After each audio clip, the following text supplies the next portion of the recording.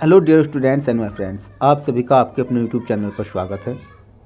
Dear students, आज हम आपके लिए बेहद ही महत्वपूर्ण वीडियो लेकर आए हैं। वीडियो में हमने सिंटैक्स से जुड़े हुए कुछ मोस्ट इम्पोर्टेंट क्वेश्चन लिए हुए हैं और इन मोस्ट इम्पोर्टेंट क्वेश्चंस का जो सॉल्यूशन है वो हमने रूल्स के साथ किया है। सिंटैक्स से जुड़े हुए ये जो प्रश्न हैं, आपका कोई भी बोर्ड हो, चाहे वो किसी भी स्टेट बोर्ड हो, यूपी बोर्ड हो, हरियाणा बोर्ड हो या देश का कोई भी बोर्ड हो या फिर सीबीएसई बोर्ड हो, सभी बोर्ड के परीक्षार्थियों के लिए है ये कक्षा।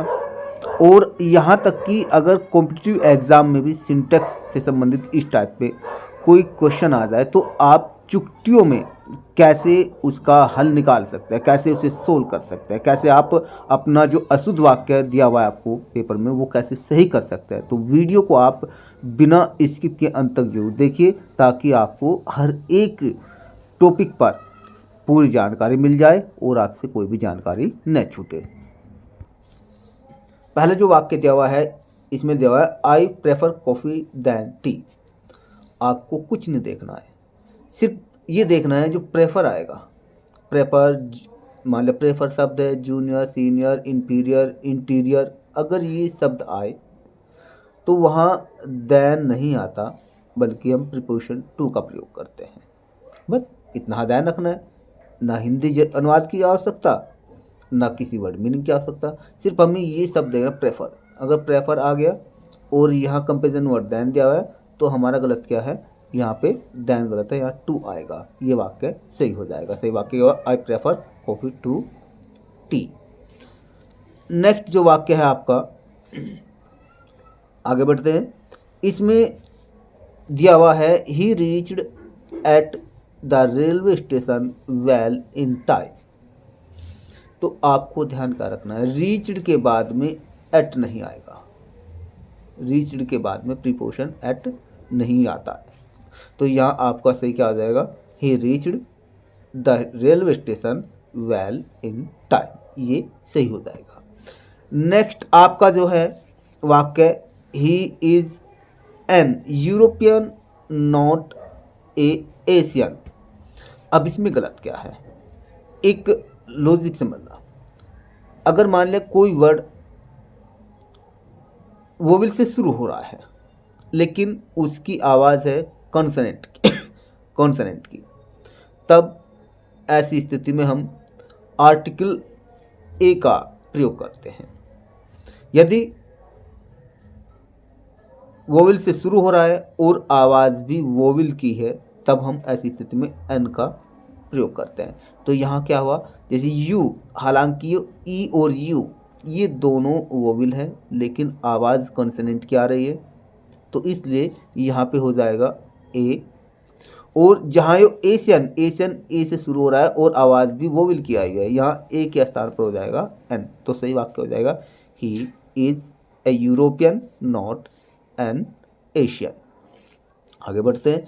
तो नेक्स्ट है आपका I like to read Hindu. ये आपके देखिए, ये चाहे आपका कोई भी बोर्ड, मैंने पहले कहा था कोई भी बोर्ड हो, आपका सीबीएसई बोर्ड हो, यूपी बोर्ड हो या देश का कोई भी बोर्ड हो, स्टेट किसी देश के किसी भी स्टेट का कोई बोर्ड हो या फिर आप कंपटीशन से संबंधित कोई भी परीक्षा हो, अगर सिंटैक्स से इस तरह की जुड़ी हुई जानकारी आप अच्छी तरह से लेंगे तो कभी भी आप गलती नहीं करोगे। तो बड़े अच्छी तरह से समझा। तो यहाँ दिया हुआ है I like to read Hindu. अब ये हिंदू क्या है, हिंदू मुस्लिम होगा, ये धर्म से संबंधित है ना। तो यहाँ जो है बात किसी धर्म को पढ़ा नहीं जाता, पढ़ते क्या है, केवल अखबार, यहाँ अखबार हो सकता है। तो यहाँ हिंदू से पूर्व क्या आ जाएगा, द हिंदू। ठीक है, परंपरा, कल्चर कुछ भी हो सकता है। तो यहाँ सही क्या आ जाएगा, I like to read the Hindu. Next है ही रन्स वेरी फास्टली। अब यहाँ मिस्टेक्स क्या है, आपको क्या देखना है, वेरी के बाद में जो फास्ट होता है ये कभी जो है, ये फास्टली जो दिया हुआ है कभी एडवर्ब फास्टली नहीं आता क्योंकि वेरी एडवर्ब हो गया और इसके बाद में एडजेक्टिव फास्ट आएगा, very fast, he runs very fast, ये सही हो जाएगा।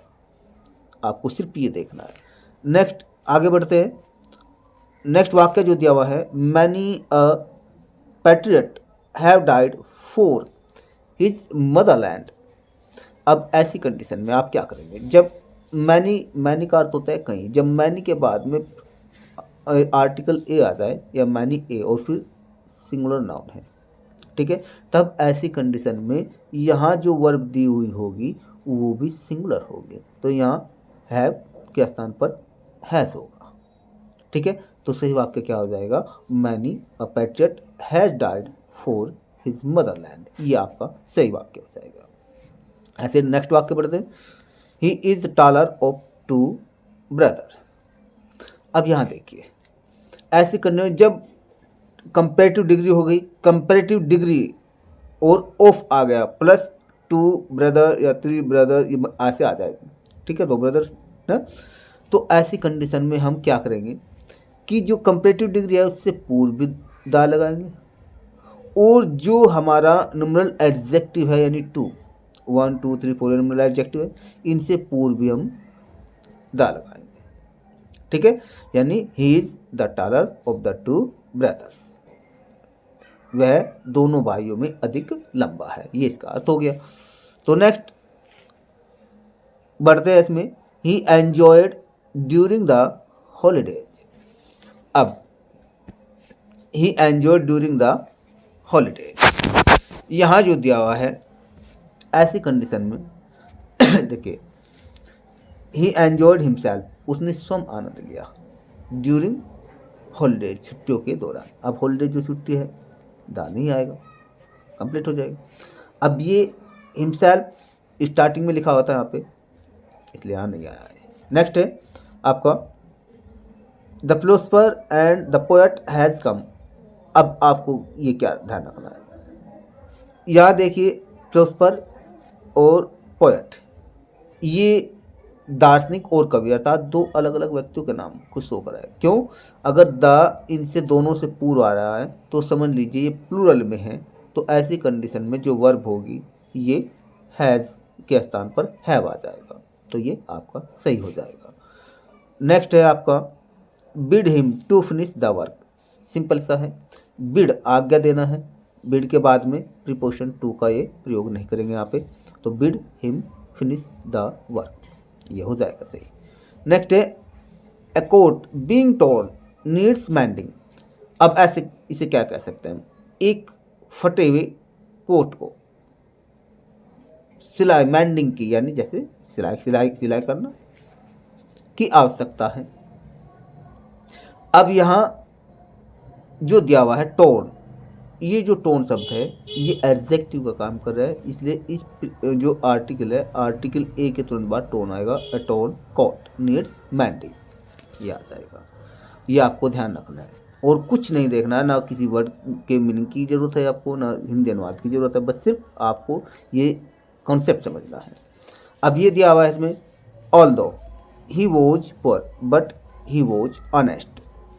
लेकिन आपको ध्यान रखना है हमेशा कि इस टाइप की अगर ऑल्दो से जुड़ा हुआ कोई क्वेश्चन आ जाए तो ऑल्दो के साथ में हमेशा यट आता है, बट कभी नहीं आएगा, तो आपको वहीं चिन्हित करना है और आपको सही जवाब दे देना है।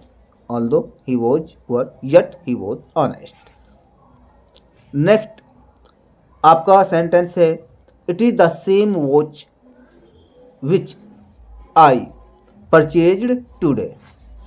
अब इसमें मिस्टेक्स क्या है, द सेम सेम के साथ में हमेशा एज आता है, सेम एज ऐसा जैसा, ठीक है। तो इस सेंस के लिए आपको हमेशा ध्यान रखना है, कभी भी अगर द सेम स्टार्टिंग में आ रहा है यानी ये नाउन है तो इससे पूर्व द सेम आ गया, फिर हमारा विच कभी नहीं आएगा, इसके स्थान पर हमारा एज आएगा, तो सही वाक्य हो जाएगा, it is the same watch as I purchased today.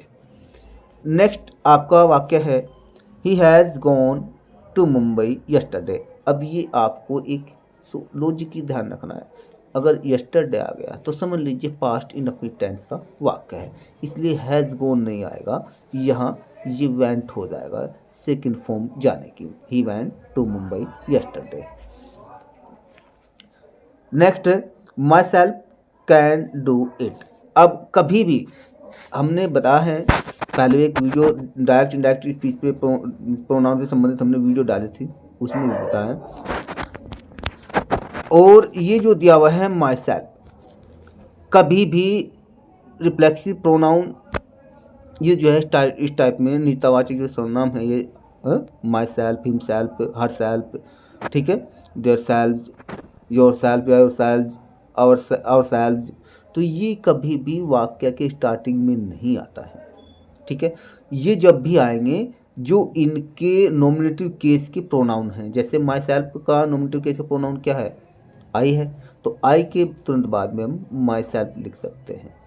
ठीक है, और वाक्य के लास्ट में भी लिख सकते हैं, लेकिन आई के साथ अगर माई सेल्फ लिख रहे हैं तो ये क्या कहलाता है, और लास्ट में लिख रहे थे तो ये क्या कहलाता है, इसकी जानकारी हम नेक्स्ट वीडियो में देंगे। तो यहाँ इसका करेक्शन क्या हो जाएगा, I myself can do it. Next है your claim is prior than your sisters. अब आपको एक लॉजिक रखना, प्रायर है, इंटीरियर है, सुपीरियर है, ठीक है, जूनियर है, सीनियर है, इनके बाद में जब भी कोई कंपेरेटिव यानी तुलना किसी से कर रहे हैं तो कंपेरिजन वर्ड देन नहीं आता, टू आएगा, ये सही हो जाएगा। Your claim is prior to your sisters. Next आपका वाक्य है your knowledge is most perfect.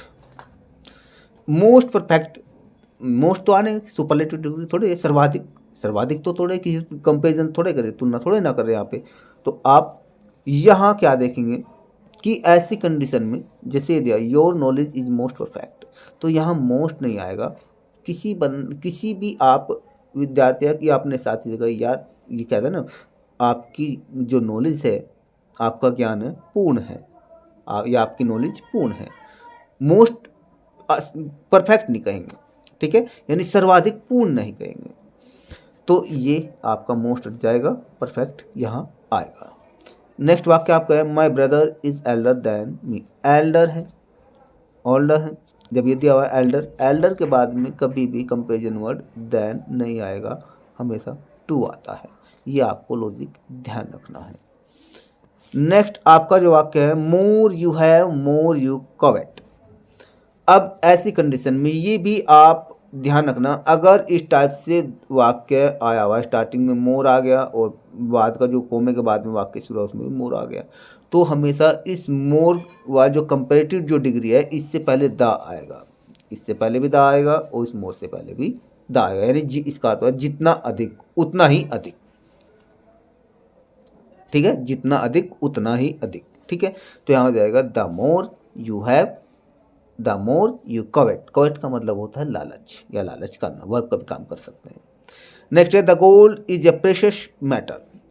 अब जितने भी हमारी ये धातु होती है, ठीक है, गोल्ड है, आयरन है, सिल्वर है, ठीक है, इनसे पूर्व आर्टिकल नहीं आएगा, ठीक है, तो यहाँ द कैंसिल हो जाएगा और ये आ जाएगा gold is a precious metal.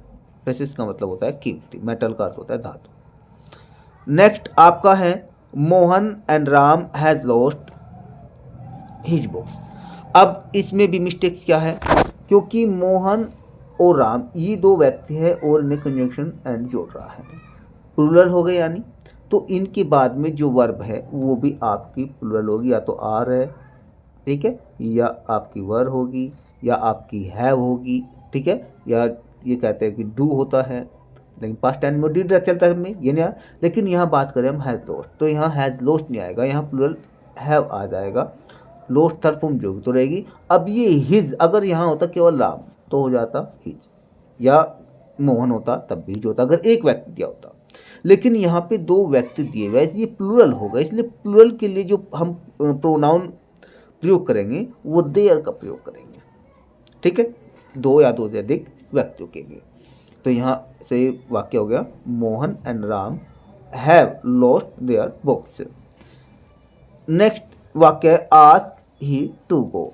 अब ये आपको कॉन्सेप्ट समझना है अच्छी तरह से इसमें आस्क अगर कोई वर्ब यानी मैन वर्ब, जैसे इम्परेटिव सेंटेंस वाला जो वाक्य होता है इम्परेटिव सेंटेंस, ये इम्परेटिव सेंटेंस का ही वाक्य है, अगर उस स्ट्रक्चर पे दिया हुआ है तो कभी भी जो मैन वर्ब आती है जैसे आस्क है, ऑफन है, इस टाइप की बहुत सारी हैं वर्ब, उनके बाद में सब्जेक्टिव केस का प्रोनाउन कभी नहीं आता। जो प्रोनाउन आएगा वो हमेशा ऑब्जेक्टिव केस का आता है। तो क्या आ जाएगा, ask him to go. Noun ये ध्यान रखना आपको। नेक्स्ट वाक्य है आपका, waters of Ganga and Yamuna are said to be different in colour. अब यहाँ मैं एक पानी, दो पानी, तीन पानी, चार पानी, पांच पानी, ये तो कभी नहीं कहेंगे। जैसे एक चीनी, दो चीनी, चार चीनी, पांच चीनी, ये भी नहीं कहेंगे हम, क्योंकि हम इन्हें काउंट नहीं कर सकते हैं। सबसे पहले तो ये ध्यान रखना है कि जो वाटर्स है ये इसमें एस नहीं आएगा, ठीक है। ऑफ गंगा एंड यमुना, अब ये दो अलग अलग नदी है, दो अलग अलग नदियों के नाम हैं, पवित्र नदी है इनके दोनों के ही पानी की बात की गई, पानी तो सिंगुलर में रहेगा, ठीक है। तो यहाँ क्या आएगा, गंगा से पहले द और यमुना से पहले भी द आएगा, ठीक है। Water of the Ganga and the Yamuna. अब इसके बाद आ गया इज। अब आप कहेंगे कि सर यहाँ पे गंगा और यमुना दो नदी आ गई, लेकिन इसके अनुसार तो ये प्लुरल हो गया, यहाँ आर आना चाहिए, लेकिन यहाँ इज आया है ना। ये कॉन्सेप्ट आप ये सोच रहे होंगे, लेकिन यहाँ आर नहीं आएगा। क्यों नहीं आएगा, क्योंकि यहाँ जो बात की गई है गंगा और यमुना का जो पानी है उस पानी की बात की गई है, और वाटर जो हमेशा सिंगुलर में होता है, तो यहाँ इसलिए इज आएगा, इज। फिर said to be different in colour. Next वाक्य, वूज कैटल आर दिस। अब ये भी एक कॉन्सेप्ट समझने, बहुत अच्छी तरह से समझिए कॉन्सेप्ट ही समझना है आपको, रटना नहीं है। जिससे वूज कैटल, किसके मवेशी, कैटल माने मवेशी, पशु। आर, अब ये आपको पता, कैटल हमेशा जो होता है ये प्लूरल होता है, और प्लूरल जब ये होती है नाउन तो इसके साथ में वर्ब भी हमेशा प्लूरल आएगी, ठीक है। लेकिन जब प्लूरल आएगी इनकी बात करें तो यहाँ दिस जो दिया हुआ है ये दिस सिंगुलर नहीं आएगा, ये कभी नहीं आएगा। तो यहाँ इसमें प्लूरल दी जा सकता है, दोज आ सकता है, ठीक है, दूरी के लिए, क्योंकि यहाँ, लेकिन यहाँ दोज क्यों, अगर यहाँ कहते डैट तो दोज होता, लेकिन यहाँ कहा है दिस, तो इसलिए यहाँ नज़दीक के लिए प्लूरल के लिए दीज आएगा, ये हमेशा ध्यान रखना। नेक्स्ट आपका वाक्य है, he says he has a car beside A scooter. अब इसमें देखना आप, ये स्ट्रक्चर देखिए आप कि ये स्ट्रक्चर किस प्रकार के वाक्य की हो सकती है।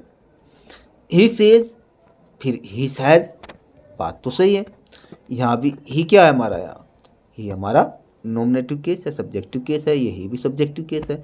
अब दो एक साथ, यानी दो दो एक साथ प्रोनाउन में सब्जेक्टिव केस या नॉमिनेटिव केस ऐसे तो नहीं आ सकते।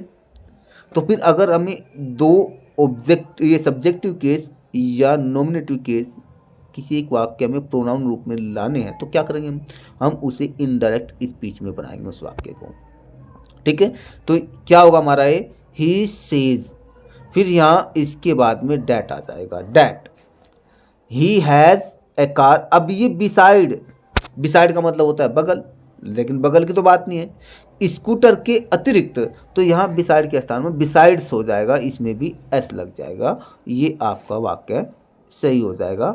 ये आपकी स्क्रीन पर सो रहा है, he says that he has a car besides A scooter. तो नेक्स्ट आपका वाक्य है, नेक्स्ट वाक्य है आपका, इसमें दिया हुआ है, the teacher called Ravi and asked him to describe about the incident. अब यहाँ इसे समझिए, the teacher called Ravi and asked him to describe, ये हमेशा ध्यान रखना, टू डिस्क्राइब जो दिया हुआ है अगर इस टाइप से किसी घटना के विषय में मान लिया वर्णन करना है तो ऑटोमेटिक ही डेस्क्राइब जो है के विषय में वर्णन करना, तो यहाँ अबाउट नहीं आएगा, ये सिर्फ द इंसिडेंट हो जाएगा। घटना की तो वर्णन करने की बात कर रहे हैं, के विषय में थोड़े कहेंगे। तो हम क्या कहेंगे यहाँ, इससे the teacher called Ravi and asked him to describe the incident. Next आपका वाक्य है, I have been in this profession since 5 year. अब ये देखिए, ये हमारा प्रेजेंट परफेक्ट कंटिन्यूस टेंस से मान सकते हैं, ठीक है। लेकिन कहते हैं ना, मैं इस काम में 5 साल से लगा हूँ या हूँ, तो यहाँ हम क्या करेंगे, अगर ऐसे आ जाए हैव बीन आ गया, हैव के साथ बी की थर्ड फॉर्म बीन आ गया, तो यहाँ निश्चित समय के लिए तो सिंस आता है और अनिश्चित समय के लिए फोर आता है। निश्चित समय जैसे सुबह से शाम से, सुबह से शाम से, रात से, ठीक है, आज से 2 बजे से, 3 बजे से, 4 बजे से, 5 बजे से, ठीक है ना, जनवरी से, फरवरी से, अगर मान लिखा रहे सोमवार से, मंगलवार से, तो यहाँ ये हमारा निश्चित समय सिंस का यूज करेंगे। लेकिन 1 साल से, 2 साल से, 1 हफ्ता से, 2 हफ्ता से, 3 हफ्ता से, 4 मिनट से, 10 मिनट से, 10 घंटे से, अगर ये इस टाइप से आ जाए तो हम प्रीपोजिशन फॉर का प्रयोग करेंगे सिंस के स्थान पर। I have been in this profession for 5 years. Next आपका जो वाक्य है, bread and butter are what we usually have for breakfast. अगर इस टाइप से सेंटेंस कभी आ जाए, ब्रेड एंड बटर यानी रोटी और मक्खन, ये सपोज करो रोटी पे मक्खन लगाया, घी लगाया, तो एक ही तो हो गया ना, खा तो एक साथ ही रहना, एक ही चीज़ का रहना। तो ऐसी कंडीशन में हम जो है क्या करते हैं, अगर ब्रेड और ये बटर, टाइड एंड टाइम, ये भी कह सकते हैं हम, ठीक है। तो यहाँ जो है आर नहीं आएगा, हमेशा इज आएगा। क्या आएगा? इज। तो bread and butter is what we usually have for breakfast. ये हमेशा लॉजिक याद रखना, आपको इंजन वाद की ज़रूरत नहीं है, सिर्फ ये लॉजिक याद रखना बस। नेक्स्ट है, the population of Delhi is larger than Lucknow. अब यहाँ देखिए, इस टाइप के भी वाक्य आते हैं, बोर्ड में भी आते हैं और आपके कंपटीशन लेवल पे भी आते हैं। तो ये कैसे आप बनाएंगे, the population of Delhi is larger than Lucknow. तो यहाँ जो है यानी दिल्ली की जनसंख्या लखनऊ की जनसंख्या से अधिक है, ज़्यादा है। तो यहाँ जो तुलना की जा रही है दिल्ली की और लखनऊ की नहीं की जा रही है, यहाँ की जा रही है दिल्ली की जो पॉपुलेशन है उसकी तुलना लखनऊ की पॉपुलेशन से की जा रही है। तो ऐसी कंडीशन में हम क्या करते हैं कि दैन के बाद में डैट ऑफ क्या लगाएंगे, that of the population of Delhi is larger than that of Lucknow. सिर्फ ये बिल्कुल आसानी से, आसान, बहुत आसान लॉजिक है और इसी के अनुसार आपको अपनी एग्ज़ाम में, कोई भी एग्ज़ाम आप कंपटीशन का दे रहे हो या एकेडमिक दे रहे हो या बोर्ड का दे रहे हो, ये करेक्शन करना है। नेक्स्ट है आपका, of the 2 students the one from Agra is the best. अब यहाँ देखिए, of the 2 students the one from Agra is the best नहीं कहेंगे, क्योंकि जब 2 व्यक्तियों की गुणों की तुलना की जाती हो तब उनमें बेहतर हो, मतलब ये अधिक अच्छा है। जैसे मोहन या सोहन की तुलना की जाए, इनमें बताइए कौन सा अच्छा है, भाई वो ज़्यादा अच्छा है। ऐसा तो नहीं कहेंगे कि ये सबसे अच्छा है। सबसे अच्छा तो तब कहते हैं जब 2 से ज़्यादा, बहुत ज़्यादा संख्या किसी की भी स्टूडेंट की दी हो, विद्यार्थियों की या व्यक्तियों की, कुछ की भी 2 से ज़्यादा संख्या दी हो या 2 से ज़्यादा हो, तब तो द बेस्ट कह सकते हैं। लेकिन 2 के लिए द बेस्ट नहीं कहेंगे, बेटर कहेंगे। इसलिए हमें से ध्यान रखना, लॉजिक अगर ये आ जाए तो द बेस्ट नहीं, बेटर रहेगा। नेक्स्ट है, kind man will pity poor. अब यहाँ देखिए, ये काइंड क्या है हमारा, एडजेक्टिव है, मैन हमारा क्या है, नाउन है। तो सिंपल सी बात है, अगर एडजेक्टिव भी है और हमारा नाउन भी है तो उससे पूर्व आर्टिकल आएगा। तो आर्टिकल क्या आएगा यहाँ पे स्टार्टिंग वाक्य अ काइंड मैन, ठीक है। ये विल, आगे पिटी, आगे यहाँ जो है पिटी के बाद में प्रीपोजिशन ऑन आएगा।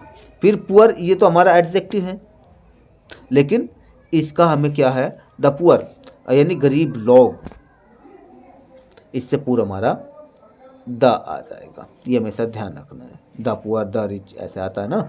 तो नेक्स्ट है आई लॉस्ट 100 बुक्स।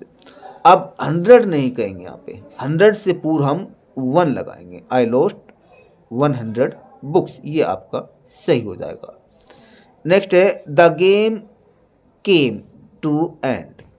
अगर इस टाइप से आपका वाक्य आता है, the game came to end, तो यहाँ टू एंड तो ये वर्ब हो जाएगा, तो ऐसा नहीं कहेंगे। तो यहाँ टू एन एंड कहेंगे, ठीक है। तो क्या आ जाएगा, टू एन एंड से पूर्व एन आ जाएगा, ये आपका सही हो जाएगा। नेक्स्ट है where is this letters envelope. अब यहाँ देखिए पत्र का लिफाफा, ये निर्जीव वस्तु है। तो निर्जीव वस्तु, ठीक है, मेज की कुर्सी, ये कहते हैं ना कुर्सी का हत्था, ये भी ऐसे भी आ जाता है, कुर्सी का हत्था, चारपाई के पावे, ऐसे भी कहा देते हैं। तो ऐसी कंडीशन में क्या होता है बच्चों कि जब निजी वस्तु में अपोस्ट्रोफ की बात कही है तो समझ लेना वहीं पे गलती है। तो निजी वस्तु के बाद तो हमेशा जो भी आता है सबसे पहले द, फिर जो नाउन है वो, उसके बाद में ऑफ, यानी where is the envelope of, where is the envelope of, फिर दिस लेटर, ये वाक्य आपका सही हो जाएगा। नेक्स्ट है कोलंबस वॉज अमेरिकाज डिस्कवरर। अब यहाँ देखिए अमेरिका का डिस्कवरर, अमेरिका का खोज करता, तो अमेरिका का, तो ऐसी कंडीशन में भी हम क्या करेंगे, कोलंबस वॉज द, आगे डिस्कवरर, ये यहाँ डिस्कवरर है बच्चों, यहाँ ये स्पेलिंग गलत लिखी हुई है, ER उसमें ऐड कर देंगे, ऑफ अमेरिका, ये आपका सही हो जाएगा। नेक्स्ट है हिज पोइट्रीज आर मिस्टिक। ये हमेशा ध्यान रखना, पोइट्रीज हो या सीनरीज, अगर इस टाइप के शब्द आए पोइट्रीज सीनरीज, तो ये पोइट्री जो है सब, पोइट्री का कभी भी प्लूरल इस तरह पोइट्रीज नहीं होगा, ना सीनरी का होगा। तो हमेशा हिज पोइट्रीज नहीं पोइट्री होगा, और इसके साथ में जो वर्ब आएगी वो सिंगुलर होगी, ठीक है, आर नहीं होगी। तो his poetry is mystic. Next है Ravi is the elder of all his 2 sons. देखिए इसमें भी एल्डर से पूर्व दा तो आएगा कंपेरेटिव डिग्री से, अब ये तो निश्चित रूप से आना ही आना श्योर, लेकिन ये ऑल नहीं आएगा। क्यों नहीं आएगा, क्योंकि यहाँ ऑल तो बहुत सारे होते हैं, 2 से बहुत ज़्यादा, ठीक है, ठीक है, 2 से 3 भी हो सकता है, 3 को भी सारे कह सकते हो, भाई सारे बच्चे आ जाओ, 4 और 5 हो 10 हो 20 हो, पूरी कक्षा मान ले, कक्षा ही मान लीजिए आप, या एक परिवार में मान लिया 5-6 मान लीजिए, परिवार के 10 से 5 या 6, तो ऐसी कंडीशन में तब ऑल का प्रयोग कर सकता है। लेकिन यहाँ तो 2 की बात हो रही है, इसलिए यहाँ जो है ऑल नहीं आएगा, और ये आप हटा देंगे, तो इसका सही होगा Ravi is the elder of his 2 son. Next है he was an afraid child. अब यहाँ जो है इसके स्थान पर ये भयभीत फ्रेटनेड की जो है आप लिखेंगे, हमेशा बस ये ध्यान रखना है। नेक्स्ट है दिस वुड इज सुपीरियर, मैंने पहले ही बताया था, सुपीरियर इंटीरियर इन्फीरियर, ठीक है। तो ये जूनियर सीनियर, तो इनके बाद में कंपेरिजन वर्ड देन नहीं आएगा, अपितु प्रीपोजिशन टू आएगा तुलना के लिए, ठीक है।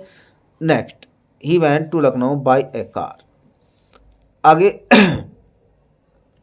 सिंपल सी बात है, बाय ए कार, कार से जाएगा, ये थोड़ा लगाएंगे, बाय कार कहेंगे। नेक्स्ट है आपका I and he are working on a project. एक ये रूल होता है 231 का 231, अर्थात प्रोनाउन प्रयोग करने का। सबसे पहले सेकंड पर्सन, फिर थर्ड पर्सन, फिर फर्स्ट पर्सन का प्रोनाउन। इसलिए यहाँ सेकंड पर्सन तो है नहीं, तो यहाँ थर्ड पर्सन का ही, ठीक है, एंड फर्स्ट पर्सन में आई आ गया, ही एंड आई, ये दो अलग अलग व्यक्ति की बात हो गई, इसलिए आर यहाँ से जोड़ा तो रहेगा। He and I are working on a project. Next है walk carefully lest you do not fall. आगे जो दिया हुआ है ये फॉल गिरना, यानी सावधानी पूर्वक चलो, कहीं ऐसा ना हो कि आप गिर जाओ। तो ये लॉजिक ध्यान रखना, अगर कहीं लेस्ट आया हुआ है तो लेस्ट के बाद जो हमारा सब्जेक्ट होगा वहाँ शुड आएगा। क्या आएगा? शुड।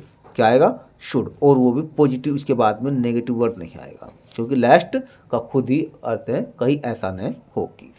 तो नेक्स्ट आपको क्या ध्यान रखना है, नेक्स्ट आपका वाक्य है physics are an interesting subject. आपको इसमें गलती पहचाननी है, क्या गलती है। फिजिक्स जो है एक सब्जेक्ट है जो सिंगुलर है। आप सोच रहे होंगे कि उसके बाद में ऐसा नहीं, ये यहाँ फिजिक्स एक सब्जेक्ट का नाम है जिसे भौतिक शास्त्र या भौतिक विज्ञान कहता है, सिंगुलर है, इसलिए इस सिंगुलर सब्जेक्ट के साथ में आर नहीं आएगा, इज आएगा, और ये आपका करेक्शन हो जाएगा, आर यहाँ नहीं आएगा।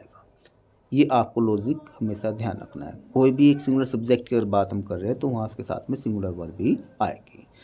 Next, we must help poors. ऐसी कंडीशन में अगर कहीं भी ये आ जाए पुअर्स, जब बात कर रहे हैं हम एक पूरे जनादार की, यानी पूरे गरीब लोगों की, या कहते हैं ना गरीब लोगों की मदद करनी चाहिए, तो ऐसी कंडीशन में कभी भी पुअर्स नहीं होगा प्लूरल के लिए, उससे पूर्व जो लगाएंगे आप आर्टिकल द का प्रयोग करेंगे, और द पुअर इससे पूर्व जब आ जाएगा तो इसका अर्थ हो जाएगा गरीब लोग। तो हमेशा ये आपका इस तरह सही हो जाएगा। नेक्स्ट बढ़ते हैं। Next, both the brothers love one another. आपको हमेशा ध्यान क्या रखना है, लॉजिक के साथ पढ़े ना, बोथ आ गया और फिर द ब्रदर्स, बोथ के बाद में प्लूरल नाउन तो आएगी ही आएगी, तो दो भाइयों की बात हो रही है, तो जब उनमें किसी संबंध को या किसी क्रिया को दर्शाया जाता है तब ऐसी कंडीशन में वन अनदर नहीं आता, ईच अदर आएगा, यानी एक दूसरे से। वन अनदर का प्रयोग कहाँ होता है? जब दो से अधिक की बात कर रहे हैं। तो यहाँ क्या गलत होगा? वन अनदर जो है ये गलत हो जाएगा और इसके स्थान पर ईच अदर आएगा। ये लॉजिक आपको ध्यान रखना है। नेक्स्ट है one must love his country. इसका भी एक सिंपल लॉजिक, आपको कुछ नहीं रटना, सिर्फ लॉजिक पे ध्यान दीजिए, कॉन्सेप्ट जो है जो उस पर ध्यान दीजिए। वन अगर स्टार्टिंग में सब्जेक्ट के रूप में काम कर रहा है तो उसके लिए जो पॉजेसिव जो केस होगा वंस ये आएगा। ऐसे नहीं लिखा हो कि आप मान ले कि आप ओ एन ई और एस दोनों ऐसे एक जगह आ जाए, ऐसे नहीं आएगा, ऊपर अपोस्ट्रोफ का प्रयोग किया होगा, ठीक है, ये सही हो जाएगा, यहाँ हिज नहीं आएगा। Next, I forbade you not to enter this room. ये भी आपको ध्यान रखना है, अगर स्टार्टिंग में ऐसे ही आ गया कभी, जैसे ही फॉरबेड या फॉरबेड्स हो जाएगा, ठीक है, या तो आएगा ना, या ही हो सी हो, इस टाइप का, और टेंस के अनुसार फॉरबेड जो है क्रिया का काम कर रहा है, और यहाँ हमारा ये ऑब्जेक्ट आ गया, तो यहाँ पे इसके बाद में जो एडवर्ब नोट है ये नोट नहीं आएगा, क्योंकि फॉरबिड तो स्वयं में ही एक अपने आप में यानी नकारात्मक शब्द है, नेगेटिव वर्ड है, तो इसलिए फॉरबिड के साथ में यहाँ इसके बाद में नोट नहीं आएगा। तो वाक्य क्या हो जाएगा? I forbid you to enter this room. Next, 2 years passed since my friend left Delhi. अब ऐसी कंडीशन में क्या करना है? 2 years यानी 2 साल, पास यानी यहाँ बीत गए, 2 साल बीते नहीं, बीत गए हैं जब से मेरे मित्र ने दिल्ली छोड़ी, 2 साल बीत गए हैं। तो क्या पास्ट इंडेफिनिट टेंस में नहीं बनेगा, ये हमारा बन जाएगा प्रेजेंट परफेक्ट टेंस में, सिंस से पूर्व, ठीक है। ये समय दर्शाएगा। यहाँ ये प्रेजेंट परफेक्ट कंटिन्यूअस टेंस को शो नहीं कर रहा है इधर, कि इससे तो समय का समय सिंस का मतलब है जब से। तो नेक्स्ट आपका है वाक्य, unless you do not work hard you can not succeed. तब ऐसी कंडीशन में आप क्या रखना है, आपको ये भी ध्यान रखना है कि जो अनलेस है ये भी अपने आप में एक नेगेटिव वर्ड है, इसका अर्थ है जब तक कि नहीं। तो इसके बाद में जो सब्जेक्ट है, सब्जेक्ट के बाद में जो है कभी भी डू नॉट यानी डू नॉट नेगेटिव वर्ड ये नहीं आएगा। तो क्या होगा, अनलेस यू वर्क हार्ड, फिर ये कम आ गया, फिर इसके बाद में यू कैन नॉट सक्सीड, ये वाक्य इसमें नेगेटिव वर्ड अवश्य रहेगा। तो ये आपका सही हो जाएगा, यहाँ डू नॉट नहीं आएगा। नेक्स्ट है, the sceneries of Kashmir is charming. मैंने पहले ही बताया था कि सीनरी हुई, पोइट्री हुई, तो ये जो इस टाइप के जो वर्ड है और भी बहुत सारे वर्ड है, नेक्स्ट वीडियो में हम लेकर आएंगे और पूरी डिटेल में बताएंगे इनके विषय में। The sceneries of Kashmir is charming, तो द सीनरीज नहीं होगा, ये हमेशा सीनरी रहेगा, क्योंकि सीनरी बहुवचन नहीं होता है। एक पूरी कश्मीर की जो सीनरी है, एक दृश्य है, वो तो एक भूखंड, एक भाग होगा, एक देश, ठीक है ऐसा, तो वो वहाँ पे एक है, बहुवचन नहीं होगा, अलग अलग कश्मीर नहीं है। तो यहाँ क्या होगा, the scenery of Kashmir is charming, तो ये आपका सही हो जाएगा। नेक्स्ट है, the gold is heavier metal than iron. अब कोई भी, मैंने पहले बताया था, कोई भी धातु है, गोल्ड है, सिल्वर है, आयरन है, इनसे पूर्व आर्टिकल द या ए नहीं आएगा, ठीक है। तो यहाँ ये आर्टिकल जो द दिया हुआ है ये हट जाएगा। तो gold is heavier metal than iron. Hard work is key for success, ये भी आप ध्यान रखना, की के बाद में प्रीपोजिशन टू आता है अगर इस टाइप वाक्य आ रहा है, ठीक है। की के बाद में प्रीपोजिशन टू आएगा और इससे जो पूर्व है यानी चाबी, हम आर्टिकल द का प्रयोग करेंगे। Hard work is the key to success.